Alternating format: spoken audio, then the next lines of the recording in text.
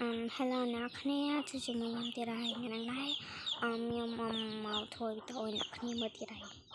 ថ្ងៃហ្នឹងគឺមានអីច្រើនទេខ្ញុំគាត់ថាreview ទៅឲ្យអ្នកគ្នាមើលអញ្ចឹងទៅ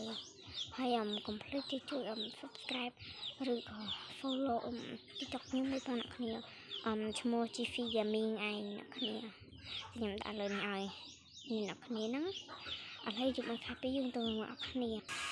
ឥឡូវនេះគឺខ្ញុំបានមកដល់ហើយអ្នកគ្នានេះគឺជាហាងអ្នកគ្នាខ្ញុំរកសំណឹកតែណាតែស្នាវាមិន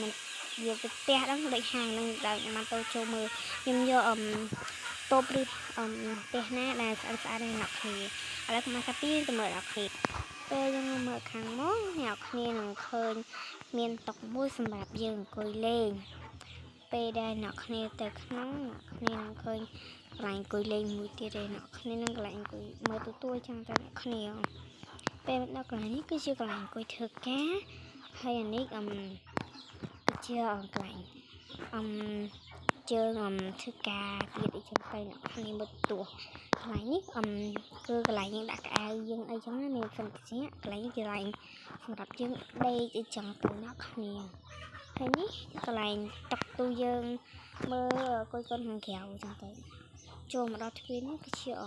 ទ្វារតុកទឹកចឹងទៅទូចណាហ្មងទេអ្នកគ្នាយ៉ាងនេះយើងទ្វារទៅមួយទៀតអីចឹងទៅអ្នកគ្នាគឺមកក្រោយផ្ទះនឹងឯងមកក្រោយផ្ទះនឹងឡើងគឺស្អាតអ្នកគ្នាមានចំទៅមានស្ពួនមកក្រៅទៀតអ្នកគ្នាហើយកន្លែងនេះជាកន្លែងហាកៅរបស់យើងណាជាណាវាបែបកូរ៉េហើយខាងនេះគឺជាអាងទឹកអីចឹងទៅអ្នកគ្នានឹងឯងអាងទឹកចាំបងប្អូនមានប៉ុណ្ណឹងទេជម្រាបលាបាយបាយ